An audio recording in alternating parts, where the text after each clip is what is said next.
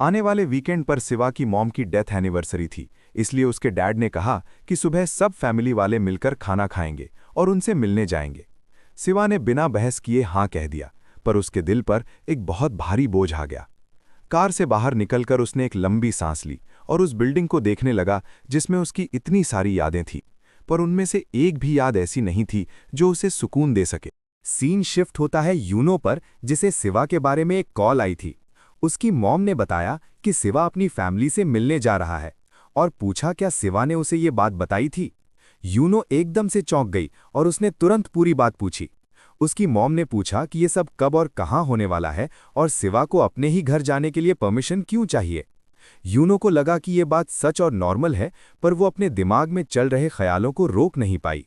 उसे याद आया कि सिवा ने उससे कहा था कि अपनी स्टेप मदर के साथ एक ही छत के नीचे उसका दम घुटता है, और यूनो को वही बेचैनी फिर से होने लगी।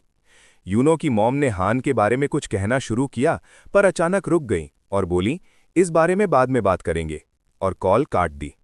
पर यूनो का दिमाग लगातार चल रहा था। वो सोच रही थी क्या उसकी मॉम को सच नहीं पता या सब पता हो।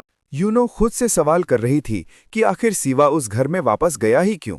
ये ऐसी बात नहीं थी जो वो उससे सीधा पूछ सके। उसे लगा अगर वो वहां गया भी है तो कम से कम कॉल तो उठा ही सकता है। यूनो बहुत बेचैन थी कि फ्री होने के बाद भी वो घर क्यों नहीं आ रहा, और वो प्रार्थना कर रही थी कि बस सिवा कॉल उठा ले। उसे बहुत टेंशन हो रही थी कि आखिर वो ऐसा क्या कर रहा है जो कॉल का जवाब तक नहीं दे। सीन सिवा पर शिफ्ट होता है, जो जमीन पर घुटनों के बल बैठा था और उसके हाथ से खून बह रहा था। उसकी सांसें कांप रही थी और वो धीरे धीरे रोने की आवाज कर रहा था। वो खुद को संभाल नहीं पा रहा था और उसके पास पीले फूलों का एक बुके रखा था। ठीक उसी वक्त यूनो का एक मैसेज आया जिसमें उसने पूछा था, तुम वापस आ रहे हो या नहीं। फोन की स्क्रीन पर वो अल्फाज चमक रहे थे, एक ऐसे जवाब के इंतजार में जो सिवा अभी देने की हालत में नहीं। सीन फिर स्कूल के रनिंग ट्रैक पर शिफ्ट होता है। हयांग ने वहां आई इतनी बड़ी भीड़ को देखकर हैरानी से बोली। उसे उम्मीद नहीं थी कि टेस्ट के लिए इतने सारे लोग आएंगे। उसने मजाक उड़ाते हुए कहा कि इनमें से सिर्फ एक ही लग रहा है जो सीरियसली दौड़ने आया है, बाकी तो ऐसे लग रहे हैं जैसे किसी फेस्टिवल की तैयारी कर रहे हों। हयांग ने मस्ती में कहा, हमें बियर और मीट भी ले आना चाहिए। पर यूनो अभी भी अपने ख्यालों में खोई हुई थी। वो सोच रही थी कि कहीं सिवा के साथ सच में कुछ बुरा तो नहीं हुआ। हयांग ने उसकी ये बेचैनी नोटिस कर ली और उससे पूछा। यूनो ने एक झूठी हंसी के साथ बात को टाल दिया। फिर हयांग ने टॉपिक बदल दिया और बताया कि जीहुन अल्कोहल के मामले में बहुत कच्चा है।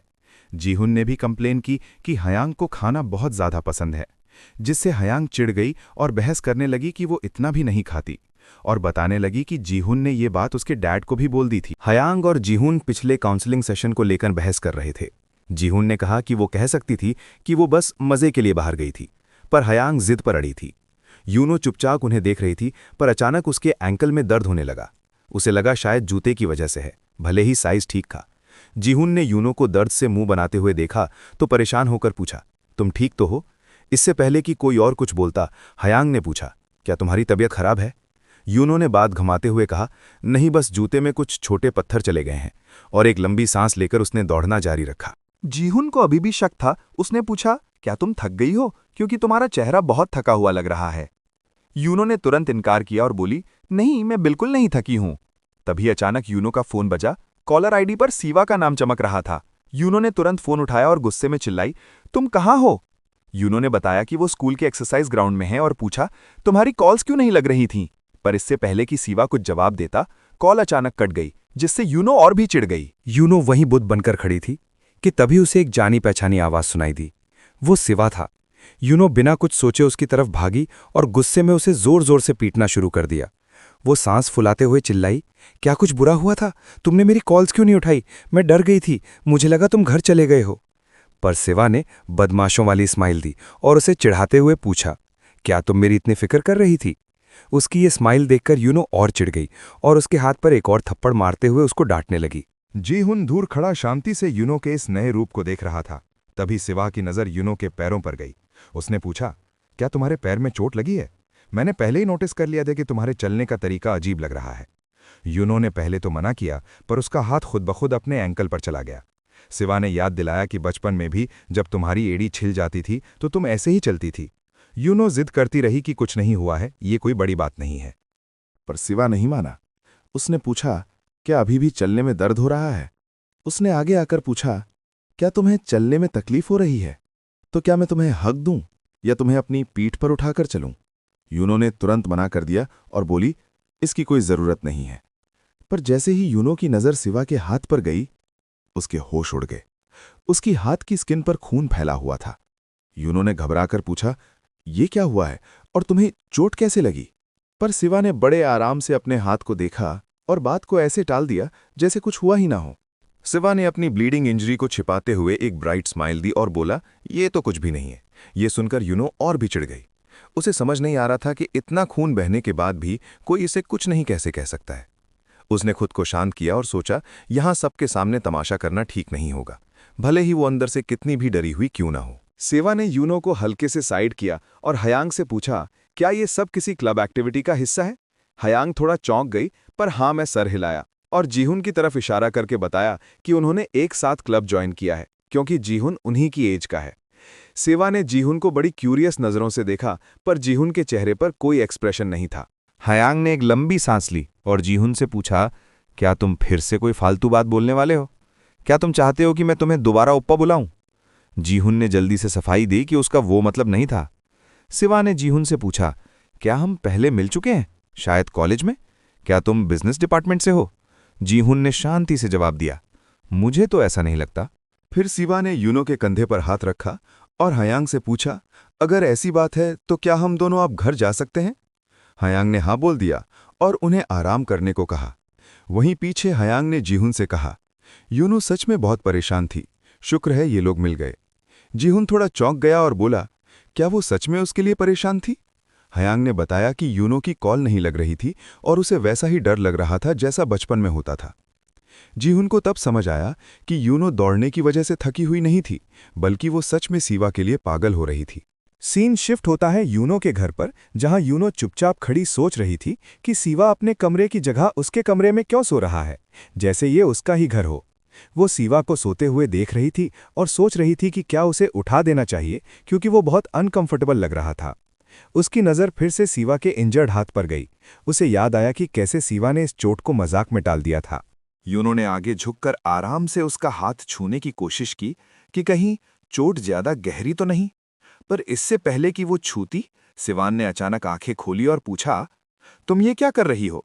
यूनो बुरी तरह घबरा गई और शर्म के मारे पीछे हटकर बोली, मैं तो कुछ नहीं कर रही थी। यूनो मन ही मन सोचने लगी कि पक्का ये अपने घर गया था और वहीं इसे ये चोट लगी है। वो आखिर इस बार क्या हुआ होगा और ये कभी कुछ बताता क्यों नहीं है?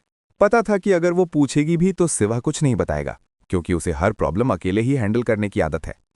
यूनो ने धीरे से बड़बड़ाते हुए कहा, अगर तुम ऐसे ही चोट लगवाते रहे तो ठीक से पियानो भी नहीं बजा पाओगे। उसने खुद को समझाया कि पियानो मेन प्रॉब्लम नहीं है। वो तो बस ये जानना चाहती थी कि सिवा हमेशा सब ठीक होने का दिखावा क्यों करता है। सिवा ने एक बार फिर उसकी फिक्र को टालते हुए वही लाइन दोहराई कि ये कुछ भी नहीं है। पर इस बार यूनो का गुस्सा फूट पड़ा। उसने सिवा को डांटते हुए कहा, हर बार हर चीज कुछ नहीं कैसे हो सकती है? उसने उससे आगे से चोट न खाने की रिक्वेस्ट की और रोते हुए बोली, मुझे साफ दिखता है जब तुम ठीक नहीं होते। तुम हमेशा दर्द में होने के बाद भी खुश रहने का नाटक क्यों करते हो? तुम आसानी से ये क्यों नहीं मान लेते कि तुम परेशान हो? यूनो को अगले ही पल एहसास हुआ कि वो कुछ ज्यादा ही बोल गई, और वो हमेशा सिवा से इतने गुस्से में क्यों बात करती है। सिवा ने बहुत प्यार से उसका नाम लिया और पूछा, क्या तुम थक गई हो? ये सुनकर यूनो और भी चिढ़ गई। उसने सोचा, क्या सिवा को लगता है कि मैं सिर्फ इसलिए गुस्सा कर रही हूं क्योंकि मैं थकी हुई हूं? यूनो अपने आंसू रोकने की पूरी कोशिश कर रही थी। यूनो चिढ़कर बड़बड़ाई कि तुम सच में बहुत जिद्दी हो। सिवा ने आगे बढ़कर उसका हाथ पकड़ा और पूछा, क्या तुम मेरे साथ बीच पर चलोगी? यूनो ने पलकें झपटाई और जब तक वो कुछ समझ पाती, वो सिवा की कार में बैठी हुई थी। वो सोच रही थी कि हम इतनी जल्दी यहाँ कैसे आ गए और इसने मुझे कभी क्यों नहीं बताया कि इसके पास कार भी है। सिवा ने बस हल्के से स्माइल किया और डेस्टिनेशन आने पर उसे बाहर आने को कहा। बीच पर उन दोनों के बीच एक अजीब सी शांति थी। यूनो उसकी तरफ देख रही थी। उसे समझ नहीं आ रहा था कि बात कैसे शुरू करे। तभी सिवा ने धीरे से एक बड़ा राज खोला। उसने कहा, अब मैं कभी पियानो नहीं बजाऊंगा। यूनो उसे घूरती रह गई। उसको अपने कानों पर यकीन नहीं हुआ और पूछा, तुम्हारा मतलब क्या है? सीवा ने बताया कि उसने बहुत सोचा और उसे एहसास हुआ कि वो सिर्फ इसलिए पियानो बजा रहा था क्योंकि उसकी मॉम को ये पसंद था। उसे लगा कि इतना करना काफ़ी था और इससे होने वाला दर्द अब वो बर्दाश्त कर सकता है, इसलिए उसने खुद को समझा लिया था कि ये कोई बड़ी बात नहीं है। बोलते हुए उसने अपने चोट लगे हाथ की तरफ देखा। यूनो ने तुरंत उसके घाव पर बैंडेज लगाया और पूछा कि ये सब कैसे हुआ। सिवा ने बात घुमाने की कोशिश की, पर जब यूनो ने जिद की तो उसने आखिरकार सच बता दिया। सिवा ने कहा, मैंने ये खुद किया है, खुद को रोकने के लिए। यूनो का चेहरा दुख से भर गया, तो सिवा ने पूरी बात बताई कि आज उसकी मॉम की डेथ एनिवर्सरी थी और वो कुछ देर के लिए घर गया था। जब वो अंदर गया तो उसने देखा कि पूरा कमरा पीले गुलाबों से भरा हुआ था। एक पल के लिए उसे लगा जैसे उसकी मॉम वहीं है। पीले गुलाब उसके डैड का पहला गिफ्ट थे जब उसकी मॉम बहुत मुश्किल वक्त से गुजर रही थीं। उसी याद की वजह से उसकी मॉम को पीले गुलाब बहुत पसंद थे। पर जल्द ही उसे एहसास हुआ कि वो फूल वहां उस दूसरी स्टेप मदर ने रखे हैं, और इस ख्याल ने उसे पूरी तरह तोड़ दिया। गुस्से और फ्रस्ट्रेशन में वो उस मंजर को बर्दाश्त नहीं कर पाया। उसने यूनो से कहा, मुझे समझ नहीं आ रहा था कि मैं इस सिचुएशन में क्या करूं। यूनो चुपचाप सुनती रही और अंदर ही अंदर दुआ कर रही थी कि शिवा ने खुद को उससे भी ज्यादा इमोशनली हर्ट न किया हो जितना वो देख पा रही है। तभी अचानक शिवा ने मस्ती में यूनो पर पानी उछाला और बोला, अब जब हम समुंदर तक आ ही गए हैं तो क्यों न थोड़ा मजा करें। यूनो ने तुरंत चिल्लाते हुए कहा, पानी बहुत ठंडा है। पर शिवा हंसने लगा और बोला, मैं कब से सिर्फ डिप्रेसिंग बातें कर रहा था, मुझे मूड चेंज करना था। उसने यूनो को करीब आने को कहा क्योंकि पानी उसकी सोच से भी ज्यादा ठंडा था। यूनो नेचुरली रिएक्ट करने में शर्म महसूस कर रही थी। वो बस सिवा को आराम से मुस्कुराते हुए देख रही थी, जैसे सब नॉर्मल हो। यूनो जानती थी कि वो ठीक दिखने का कितना ही नाटक क्यों न कर ले, पर अंदर से वो बिल्कुल ठीक नहीं है। वो हमेशा सब ठीक होने का दिखावा करता है। सिवा ने उसे तसल्ली देने के लिए उसका हाथ पकड़ा और वही बात दोहराई कि वो ठीक है। यूनो शांति से खड़ी रही। उसे समझ नहीं आ रहा था कि उसे कंफर्ट करने के लिए क्या कहे। वो बस यही दुआ कर रही थी कि एक दिन सिवा को सच्ची खुशी मिल जाए और कोई ऐसा मिल जाए जिस पर वो बिना सोचे भरोसा कर सके। पर तभी कहानी अचानक एक शॉकिंग मोड़ लेती है। यूनो को आधी नींद में सिवा की आवाज आती है जो बिना शर्ट के खड़ा था और पूछ रहा था, क्या तुम उठ गई? यूनो बुरी तरह घबरा गई। वो सोचने लगी कि आखिर वो इस अजीब सिचुएशन में फंसी कैसे। सिवा ने आराम से पूछा, क्या तुम पहले शावर लेना चाहती हो या मैं जाऊं? यूनो का मुंह खुले का खुला रह गया। उसे समझ नहीं आ रहा था कि वो कहां और किस हालत में उठी है। यूनो वहीं बुत बनकर खड़ी रह गई। वो डर के मारे खुद से पूछ रही थी कि आखिर चल क्या रहा है। क्या वो सिवा के ही बेड पर है और क्या उन दोनों ने एक साथ रात बिताई है? वो बार बार खुद को समझा रही थी कि जो मैं सोच रही हूं वैसा बिल्कुल नहीं हो सकता। उसके दिमाग में कुछ भी पल्ले नहीं पड़ रहा था। यूनो को समझ नहीं आ रहा था कि वो क्या कहे। सिवा ने शांति तोड़ते हुए कहा कि वो पहले शावर लेने जा रहा है। यूनो ने घबराकर उसे रुकने को कहा, पर जैसे ही उसकी नज़र सिवा की बॉडी पर निशानों और स्क्रैचेस पर गई, वो वहीं रुक गई और उन्हें समझने की कोशिश करने लगी। उसने खुद से पूछा, क्या मैं पागल हो चुकी हूं? सिवा को लगा कि शायद यूनो पहले नहाना चाहती है, इसलिए उसने पूछ लिया, क्या तुम पहले शावर लेना चाहती हो? यूनो का चेहरा एकदम ब्लैंक और बेजान हो चुका था। उसने धीरे से ना कहा और वहीं बेहोश होने का नाटक करने लगी। यूनो को ध्यान आया कि पिछली रात वो सिवा के साथ ड्रिंक करने गई थी और उसे बहुत नशा हो गया था। उसे याद आया कि उसने कहा था कि जब हम इतनी दूर आए हैं तो बिना खाए पिए जाना ठीक नहीं होगा, और उसने और ड्रिंक्स ऑर्डर कर ली थीं। सिवा ने कहा था कि उसे चाय पसंद है और वो सिर्फ पानी पिएगा, पर यूनो जिद पर अड़ी थी कि तुम क्यों नहीं पी रहे, और उसने अपना ग्लास भी खत्म कर लिया था। सिवा ने उसे रोकने की कोशिश की और कहा कि तुम पहले ही बहुत पी चुकी हो, पर यूनो नशे में मजाक कर रही थी कि आज रात मेरी किस्मत बहुत अच्छी है। उसे याद आया कि उसने सिवा का चेहरा देखा था जिसके बाल समुद्र की हवा से बिखरे हुए थे, और वो सोच रही थी कि सिवा को इतना फ्रस्ट्रेट होते हुए देखना कितना रेयर है। उस वक्त उसे ये सब बहुत फनी लग रहा था। वापस प्रेजेंट में आकर यूनो अंदर ही अंदर खुद पर चिल्ला रही थी और आपसे पूछ रही थी कि क्या मैं सच में पागल हो गई हूं।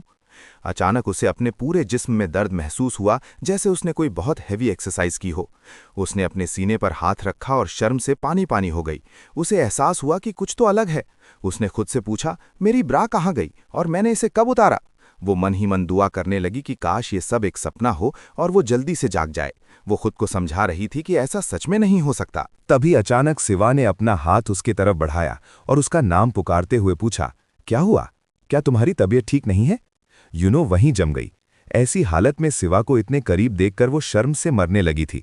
उसने सोचा, चाहे जो भी हो जाए, शिवा ऐसी हरकत कभी नहीं कर सकता, क्योंकि वो उसे जानती है। पर जैसे ही उसने धीरे से बेड की दूसरी तरफ देखा, उसकी ब्रा वहां दूर पड़ी हुई थी, जिसे देखकर यूनो के पैरों तले जमीन खिसक गई। यूनो ने पहले कंफ्यूजन और फिर पैनिक में बड़बड़ाते हुए पूछा, क्या हम दोनों ने रात को कुछ किया था?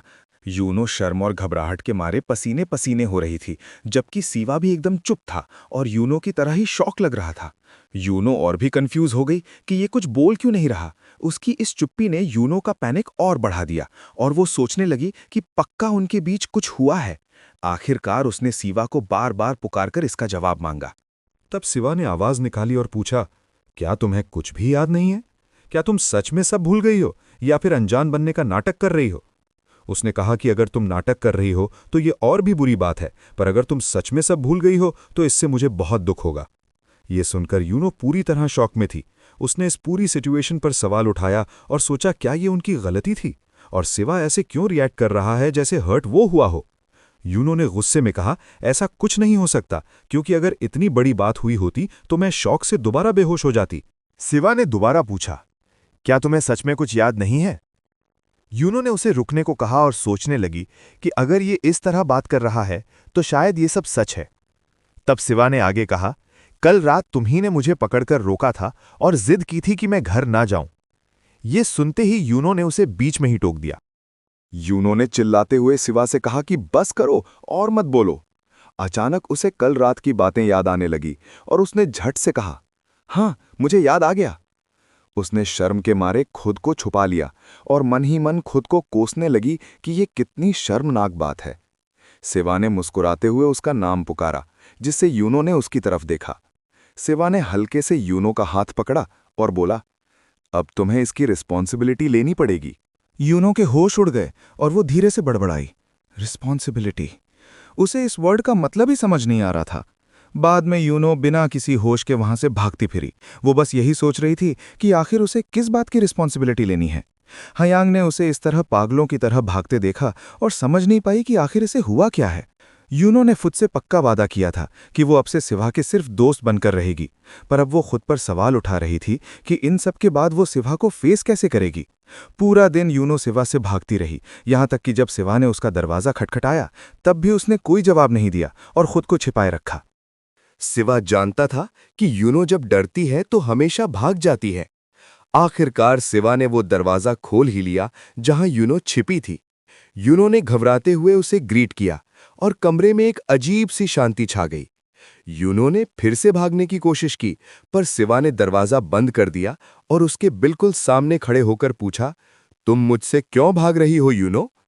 ये सवाल सुनकर चुप रह गई। उसे समझ नहीं आया क्या जवाब दे। शिवा ने शांति से कहा, शायद तुम्हें एहसास न हो, पर जब भी तुम परेशान होती हो तुम हमेशा मुझे अवॉइड करती हो। वो थोड़ा आगे झुका और उसे याद दिलाया कि कल रात नशे में उसने जोर जोर से चिल्लाकर बहस की थी कि शिवा हमेशा उसके सामने चुप क्यों हो जाता है और उसकी फीलिंग्स को क्यों नहीं समझता। यूनो को याद आया कि उस रात उसने चिल्लाते हुए कहा था कि शिवा ने उसे कन्फ्यूजन में अकेला छोड़ दिया है, पर अंदर ही अंदर यूनो को पता था कि गलती सिर्फ शिवा की नहीं थी। यूनो खुद भी तो अपनी फीलिंग्स उससे छिपाती थी। वापस प्रेजेंट में शिवा की हल्की सी स्माइल देखकर यूनो और फ्रस्ट्रेट हो रही थी। शिवा ने धीरे से पूछा, क्या तुम्हें सच में लगा कि हम दोनों ने रात एक साथ बिताई है?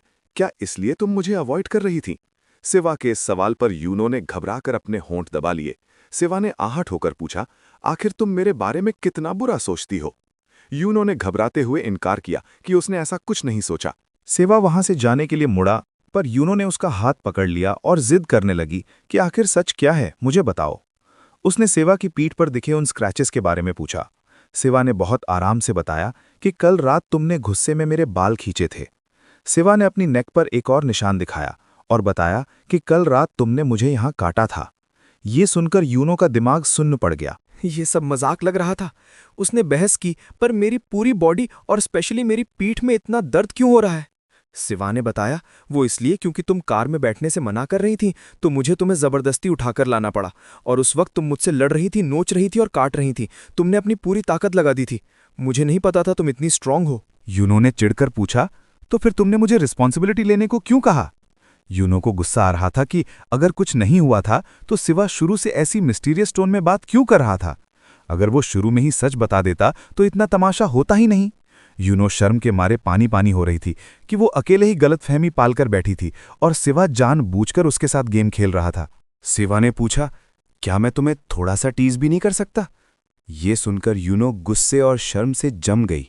वो उसे घूरती रह गई और सोचने लगी कि कैसा इंसान ऐसी हरकत को नॉर्मल समझता है।